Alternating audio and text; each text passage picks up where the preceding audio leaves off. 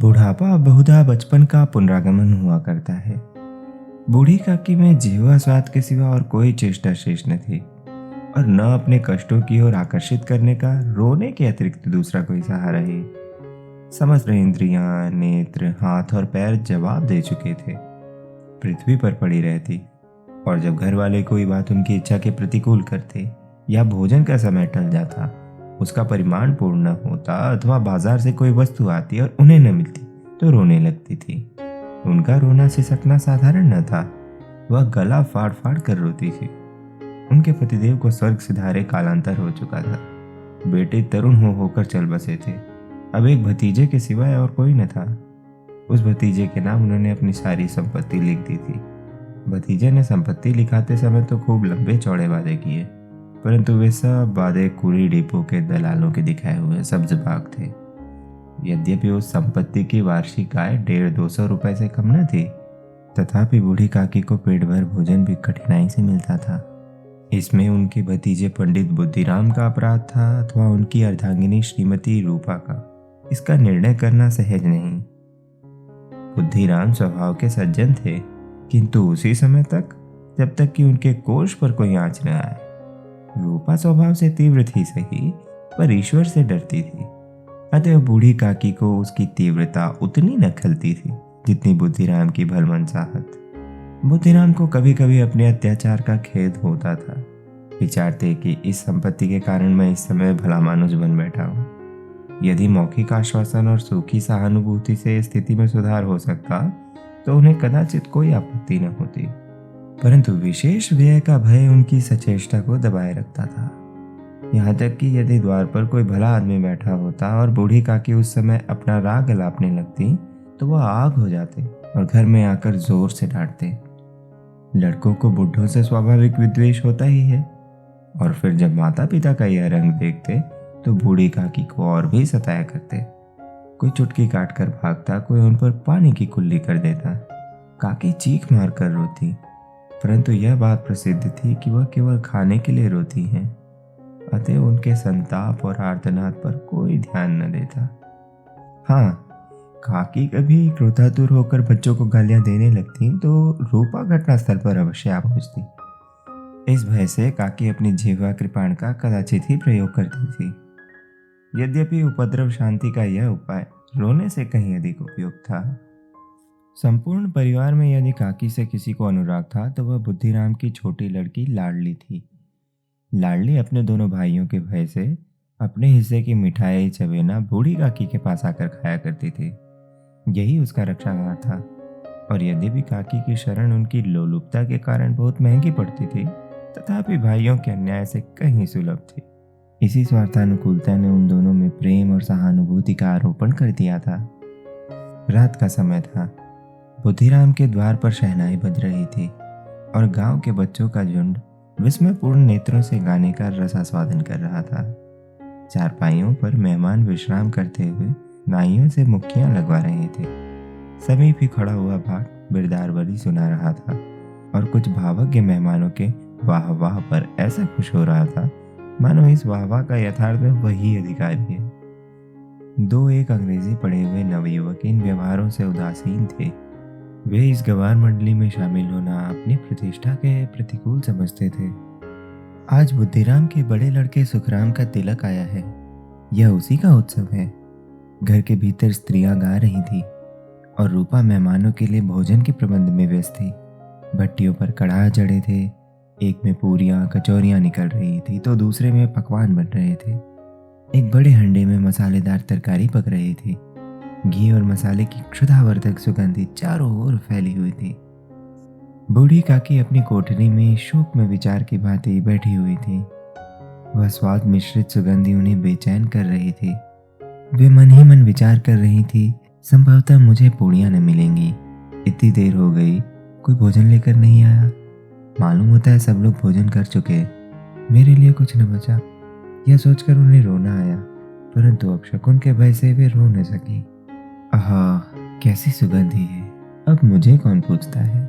जब रोटियों के ही लाले पड़े हैं तब ऐसे भाग्य कहाँ की भरपेट पूड़ियां मिले। यह विचार कर उन्हें रोना आया। कलेजे में एक हुक सी उठने लगी।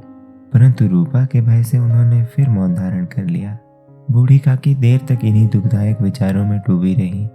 घी और मसालों की सुगंधी रह रह कर उनके मन को आपे से बाहर किए देती थी। मुंह में पानी भर भर आता था। पूड़ियों का स्वाद स्मरण कर हृदय में गुदगुदी होने लगती थी। किसे पुकारूं? आज लाडली बेटी भी नहीं आई। दोनों छोकरे सदा कष्ट दिया करते हैं, आज उनका भी कहीं पता नहीं। कुछ मालूम तो होता कि क्या बन रहा है। बूढ़ी काकी की कल्पना में पूड़ियों की तस्वीर नाचने लगी। खूब लाल लाल फूली फूली नरम नरम होंगी। रूपा ने भली भांति मोयन दिया होगा। कचौरियों में अजवाइन और इलायची की महक आ रही होगी। एक पूरी मिलती तो जरा हाथ में लेकर देखती। क्यों न चलकर कढ़ा के सामने ही बैठूं? पूड़ियाँ छन छन कर तैरती होंगी। कढ़ा से गरम गरम निकल कर थाल में रखी जाती होंगी। फूल हम घर में भी सूंघ सकते हैं, परंतु वाटिका में कुछ और ही बात होती है। इस प्रकार निर्णय करके बूढ़ी काकी उकड़ू बैठकर हाथों के बल सरकती हुई बड़ी कठिनाई से चौखट उतरी और धीरे धीरे रेंगती हुई कढ़ा के पास जा बैठी। यहाँ आने पर उन्हें उतना ही धैर्य हुआ जितना भूखे कुत्ते को खाने वाले के सम्मुख बैठने पर होता है। रूपा उस समय कार्यभार से उद्विग्न हो रही थी। कभी इस कोठे में जाती, कभी उस कोठे में, कभी कढ़ा के पास आती, कभी भंडार में जाती। किसी ने बाहर से आकर कहा, महाराज ठंडाई मांग रहे हैं। ठंडाई देने लगी। इतने में फिर किसी ने आकर कहा, भाट आया है, उसे कुछ दे दो। भाट के लिए सीधा निकाल रही थी कि एक तीसरे आदमी ने आकर पूछा, अभी भोजन तैयार होने में कितना विलंब है? जरा ढोल मजीरा उतार दो। बेचारी अकेली स्त्री दौड़ते दौड़ते व्याकुल हो रही थी। झुंझलाती थी, कुड़ती थी, परंतु रोष प्रकट करने का अवसर न पाती थी। भय होता कहीं पड़ोसी ने यह न कहने लगे कि इतने में ही उबल पड़ी। प्यास से उसका कंठ सूख रहा था। गर्मी के मारे फूकी जाती थी, परंतु इतना अवकाश भी न था कि जरा पानी पी ले अथवा पंखा लेकर चले। यह भी खटका था कि जरा आंख हटी और चीजों की लूट मची। इस अवस्था में बूढ़ी काकी को कढ़ा के पास बैठा देखा तो जल गई। क्रोध न रुक सका। इसका भी ध्यान न रहा कि पड़ोसी ने बैठी हुई है, मन में क्या कहेंगी। पुरुषों में लोग सुनेंगे तो क्या कहेंगे। जिस प्रकार मेंढक केचुए पर झपटता है, उसी प्रकार वह बूढ़ी काकी पर झपटी और उन्हें दोनों हाथों से झिंझोड़ कर बोली, ऐसे पेट में आग लगे? पेट है या बाढ़? कोठरी में बैठते क्या दम घुटता था? अभी मेहमानों ने नहीं खाया, भगवान को भोग नहीं लगा, तब तक धैर्य न हो सका, आकर छाती पर सवार हो गई। जल जाए ऐसी जीभ। दिन भर खाती न होती तो न जाने किसकी हांडी में मुंह डालती। गांव देखेगा तो कहेगा बुढ़िया भरपेट खाने को नहीं पाती, तब तो इस तरह मुंह बाएं फिरती है। डाइन मरे न माचा छोड़े, नाम बेचने पर लगी है। नाक कटवा कर दम लेगी। इतना ठूसती है न जाने कहाँ भस्म हो जाता है। लो, भला चाहती हो तो जाकर कोठरी में बैठो। जब घर के लोग खाने लगेंगे तब तुम्हें भी मिलेगा। तुम कोई देवी नहीं हो कि चाहे किसी के मुंह में पानी न जाए, परंतु तुम्हारी पूजा पहले हो जाए। बूढ़ी काकी ने सिर उठाया, न रोई न बोली, चुपचाप रेंगती हुई अपनी कोठरी में चली आई। आघात ऐसा कठोर था कि हृदय और मस्तिष्क की संपूर्ण शक्तियां, संपूर्ण विचार और संपूर्ण भार उसी ओर आकर्षित हो गए थे। नदी में जब कगार का कोई वृहद खंड कटकर गिरता है तो आसपास का जल समूह चारों ओर से उसी स्थान को पूरा करने के लिए दौड़ता है। भोजन तैयार हो गया। आंगन में पत्तल पड़ गए। मेहमान खाने लगे। स्त्रियों ने जेवनार गीत गाना आरंभ कर दिया। मेहमानों के नाई और सेवक गण भी उसी मंडली के साथ किंतु कुछ हटकर भोजन करने बैठे थे। परंतु सभ्यता अनुसार जब तक सबके सब खा न चुके कोई उठ नहीं सकता था। दो एक मेहमान जो कुछ पढ़े लिखे थे, सेवकों के दीर्घाहार पर झुंझला रहे थे। वे इस बंधन को व्यर्थ और बेसिर पैर की बात समझते थे।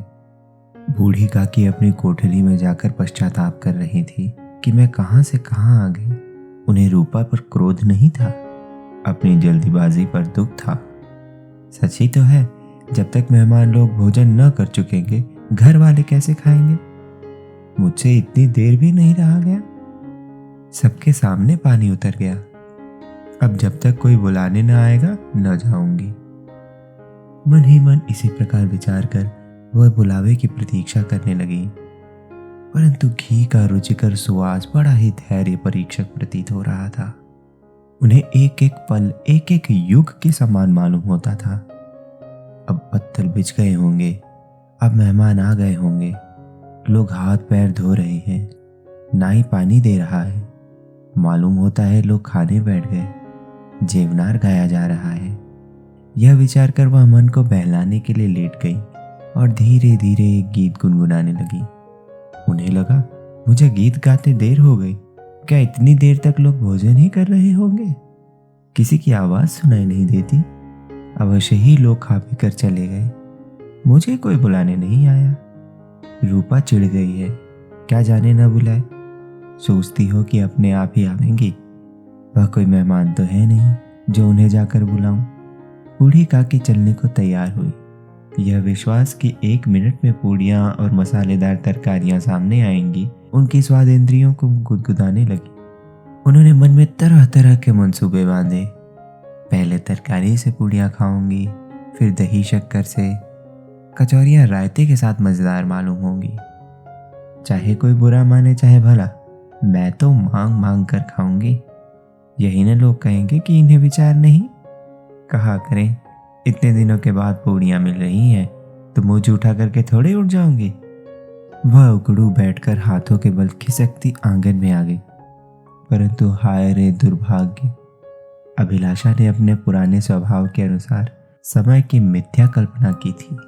मेहमान मंडली अभी भी बैठी थी। कोई खाकर उंगलियां चाटता था, कोई तिरछे नेत्रों से देखता था कि लोग अभी भी खा रहे हैं या नहीं। कोई इस चिंता में था कि पत्थर पर पूड़ियाँ छूटी जाती हैं, किसी तरह इन्हें भीतर रख लेता। कोई दही खाकर जीभ चटकारता था, परंतु दोना मांगते संकोच करता था कि इतने में बूढ़ी काकी रेंगती हुई उनके बीच में जा पहुंची। कई आदमी चौंक कर उठ खड़े हुए, पुकारने लगे, अरे यह कौन बुढ़िया है? यह कहाँ से आ गए? देखो किसी को छू न दे। पंडित बुद्धिराम काकी को देखते ही क्रोध से तिलमिला गए। पूड़ियों का थाल लिए खड़े थे। थाल को जमीन पर पटक दिया और जिस प्रकार निर्दयी महाजन किसी बेईमान और भगोड़े आसामी को देखते ही झपट कर उसका टेटुआ पकड़ लेता है, उसी तरह लपक कर उन्होंने बूढ़ी काकी के दोनों हाथ पकड़े और घसीटते हुए लाकर उन्हें अंधेरी कोठरी में धम्म से पटक दिया। आशा रूपी वाटिका लू के एक झोंके से नष्ट विनष्ट हो गई। मेहमानों ने भोजन किया, घर वालों ने भोजन किया, बाजे वाले, धोबी, चमार भी भोजन कर चुके, परंतु बूढ़ी काकी को किसी ने न पूछा। बुद्धिराम और रूपा बूढ़ी काकी को उसकी निर्लज्जता के लिए दंड देने का निश्चय कर चुके थे। उनके बुढ़ापे पर, दीनता पर, हतक ज्ञान पर किसी को करुणा न आती थी। अकेली लाडली उनके लिए कुढ़ रही थी। लाडली को काकी से अत्यंत प्रेम था। बेचारी भोली लड़की थी। बाल विनोद और चंचलता की उसमें गंध तक न थी। दोनों बार जब उसके माता पिता ने काकी को निर्दयता से घसीटा तो लाडली का हृदय ऐंठ कर रह गया। वह झुंझला रही थी कि यह लोग काकी को क्यों बहुत सी पूड़ियां नहीं दे देते। क्या मेहमान सबकी सब खा जाएंगे? और यदि काकी ने मेहमानों से पहले खा लिया तो क्या बिगड़ जाएगा? वह काकी के पास जाकर उन्हें धैर्य देना चाहती थी, परंतु माता के भय से न जाती थी। उसने अपने हिस्से की पूड़ियां बिल्कुल न खाई थी, अपनी गुड़ियों की पिटारी में बंद कर रखी थी। वह उन पूड़ियों को काकी के पास ले जाना चाहती थी। उसका हृदय अधीर हो रहा था। बूढ़ी काकी मेरी बात सुनते ही उठ बैठेंगी, पूड़ियां देखकर कैसी प्रसन्न होंगी, मुझे खूब प्यार करेंगी। रात के 11 बज रहे थे। रूपा आंगन में पड़ी सो रही थी। लाडली की आंखों में नींद न आती थी। काकी को पूड़ियां खिलाने की खुशी उसे सोने न देती थी। उसने गुड़ियों की पिटारी सामने ही रखी थी। जब विश्वास हो गया कि अम्मा सो रही हैं, तो वह चुपके से उठी और विचारने लगी, कैसे चलूं? चारों ओर अंधेरा था, केवल चूल्हों में आग चमक रही थी। चूल्हों के पास एक कुत्ता लेटा हुआ था। लाडली की दृष्टि द्वार के सामने वाले नीम की ओर गई। उसे मालूम हुआ कि उस पर हनुमान जी बैठे हुए हैं। उनकी पूंछ, उनकी गदा सब स्पष्ट दिखलाई दे रही थी। मारे भय के उसने आंखें बंद कर लीं। इतने में कुत्ता उठ बैठा। लाडली को ढांढस हुआ। कई सोए हुए मनुष्यों के बदले एक जागता हुआ कुत्ता उसके लिए अधिकतर धैर्य का कारण हुआ। उसने पिटारी उठाई और बूढ़ी काकी की कोठरी की ओर चली। बूढ़ी काकी को केवल इतना स्मरण था कि किसी ने मेरे हाथ पकड़कर घसीटे, फिर ऐसा मालूम हुआ जैसे कोई पहाड़ पर उड़ाए लिए जाता है। उनके पैर बार बार पत्थरों से टकराए, तब किसी ने उन्हें पहाड़ पर पटका। वे मूर्छित हो गई। जब वे सचेत हुई तो किसी की जरा भी आहट न मिलती थी। समझा कि सब लोग खा पी कर सो गए और उसके साथ मेरी तकदीर भी सो गई। रात कैसे कटेगी? राम, क्या खाऊं? पेट में अग्नि दधक रही है। हाँ, किसी ने मेरी सुध न ली। क्या मेरी ही पेट काटने से धन जुटेगा? इन लोगों को इतनी भी दया नहीं आती कि न जाने बुढ़िया कब मर जाए, उसका क्यों जी दुखाएं। मैं पेट की रोटियां ही खाती हूँ कि और कुछ। इस पर यह हाल। मैं अंधी अपाहिज ठहरी, न कुछ सुनूं न बूझूं। यदि आंगन में चली गई तो बुद्धिराम से इतना कहते न बनता था कि काकी अभी लोग खा रहे हैं, फिर आना। मुझे घसीटा, पटका। उन्हीं पूड़ियों के लिए रूपा ने सबके सामने मुझे गालियां दी। उन्हीं पूड़ियों के लिए इतनी दुर्गति करने पर भी उनका पत्थर का कलेजा न पसीजा। सबको खिलाया, मेरी बात तक न पूछी। जब तभी न दी तो अब क्या देंगी? यह विचार कर काकी निराशा में संतोष के साथ लेट गई। ग्लानि से गला भर भर आता था, परंतु मेहमानों के भय से रोती न थी। सहसा उनके कानों में आवाज आई, काकी उठो, मैं पूड़ियां लाई हूं। काकी ने लाडली की बोली पहचानी, झटपट उठ बैठी, दोनों हाथों से लाडली को टटोला और उसे गोद में बिठा लिया। लाडली ने पूड़ियां निकाल कर दी। काकी ने पूछा, क्या तुम्हारी अम्मा ने दी हैं? लाडली ने कहा, नहीं, ये मेरे हिस्से की हैं। काकी पूड़ियों पर टूट पड़ी। 5 मिनट में पिटारी खाली हो गई। लाडली ने पूछा, काकी पेट भर गया? जैसे थोड़ी सी वर्षा ठंडक के स्थान पर और भी गर्मी पैदा कर देती है, उसी भांति थोड़ी सी पूड़ियों ने काकी की क्षुधा और इच्छा को उत्तेजित कर दिया था। नहीं बेटी, जाकर अम्मा से और मांग लाओ। लाडली ने कहा, अम्मा सोती हैं, जगाऊंगी तो मारेंगी। काकी ने पिटारी को फिर टटोला। उसमें कुछ खुरचन गिरे थे, उन्हें निकालकर वे खा गई। बार बार होंठ चाटती थी, चटकारे भरती थी। हृदय महसूस रहा था कि और पूड़ियां कैसे खाऊं। संतोष से तो जब टूट जाता है तब इच्छा का बहाव अपरिमित हो जाता है। मतवालों को मद का स्मरण कराना उन्हें मदांध बनाना है। काकी का अधीर मन इच्छा के प्रबल बहाव में बह गया था। उचित और अनुचित का विचार जाता रहा। वे कुछ देर तक इस इच्छा को रोकती रही। सहसा लाडली से बोली, मेरा हाथ पकड़कर वहां ले चलो जहां मेहमानों ने बैठकर भोजन किया है। लाडली उनका अभिप्राय समझ न सकी। उसने काकी का हाथ पकड़ा और ले जाकर जूठे पत्तलों के पास बिठला दिया। दीन, क्षुधातुर, हतज्ञान बुढ़िया पत्तलों से पूड़ियों के टुकड़े चुन चुन कर भक्षण करने लगी। ओह, दही कितना स्वादिष्ट था, कचौरियां कितनी सलोनी, खस्ता कितने सुकोमल। काकी बुद्धिहीन होते हुए भी इतना जानती थी कि मैं जो काम कर रही हूँ वो मुझे कदापि नहीं करना चाहिए। मैं दूसरों के जूठे पत्तल चाट रही हूँ, परंतु बुढ़ापा, तृष्णा, रोग का अंतिम समय है, जब संपूर्ण इच्छाएं एक ही केंद्र पर आ जाती हैं। बूढ़ी काकी का यह केंद्र उनकी स्वादेंद्रिय थी। ठीक उसी समय रूपा की आंख खुली। उसे मालूम हुआ कि लाडली मेरे पास नहीं है। वह चौंकी, चारपाई के इधर उधर ताकने लगी कि कहीं नीचे तो नहीं गिर पड़ी। उसे वहां न पाकर वह उठ बैठी तो क्या देखती है कि लाडली जूठे पत्तलों के पास चुपचाप खड़ी है और बूढ़ी काकी पत्तलों पर पूड़ियों के टुकड़े उठा उठा कर खा रही है। रूपा का हृदय सन्न हो गया। किसी गाय की गर्दन पर छुरी चलते देखकर जो अवस्था उसकी होती, वही उस समय हुई।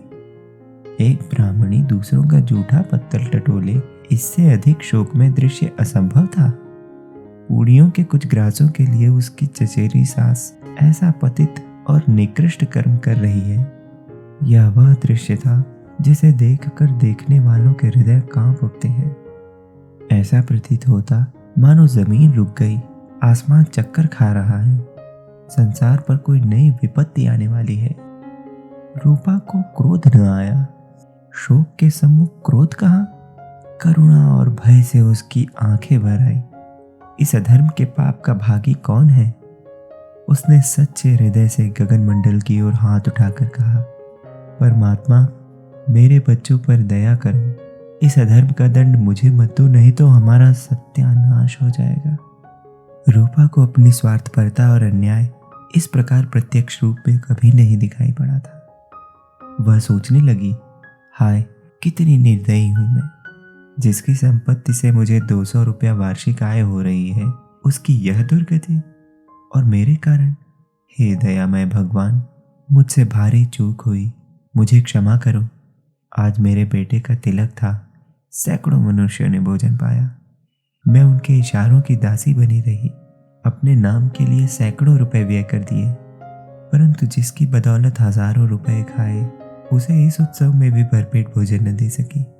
केवल इस कारण तो वह वृद्धा है, असहाय है।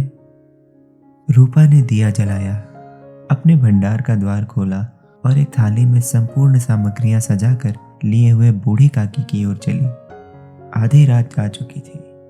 आकाश पर तारों के थाल सजे हुए थे और उन पर बैठे हुए देवगण स्वर्गीय पदार्थ सजा रहे थे, परंतु उनमें किसी को वह परमानंद प्राप्त न हो सकता था जो बूढ़ी काकी को अपने सम्मुख थाल देखकर प्राप्त हुआ। रूपा ने कंठावरुद्ध स्वर में कहा, काकी उठो, भोजन कर लो। मुझसे आज बड़ी भूल हुई, उसका बुरा न मानना। परमात्मा से प्रार्थना कर दो कि वह मेरा अपराध क्षमा कर दे। भोले भाले बच्चों की भांति जो मिठाइयाँ पाकर मार और तिरस्कार सब भूल जाते हैं, बूढ़ी काकी बैठी हुई खाना खा रही थी। उनके एक एक रोए से सच्ची सदिच्छाएं निकल रही थी और रूपा बैठी इस स्वर्गीय दृश्य का आनंद लूटने में निमग्न थी।